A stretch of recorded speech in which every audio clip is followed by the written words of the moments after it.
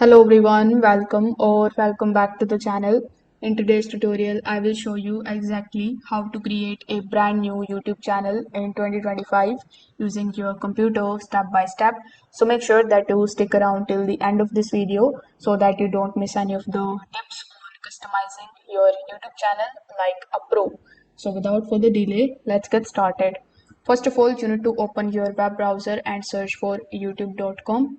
Once you are on YouTube, instead of your profile icon here in the top right hand corner of the screen, you will see the sign in option. So as soon as you click on the sign in option and log in here with the help of your Google account, you will be able to see the create account option. But if you see that you already have a one channel available on that particular email and now you want to create the second one, you need to click on your profile icon, then come in your settings. In your settings, you will see the second option of create a new channel. So you need to simply click on it, then provide the name of your channel. So here I can write anything. Let's say this is the name of my channel. You can also provide the handle or it is going to give you automatically. If you are okay with this, you can click on the create channel option in the bottom right hand corner of the screen, and there you go, you have successfully created a new channel of YouTube successfully.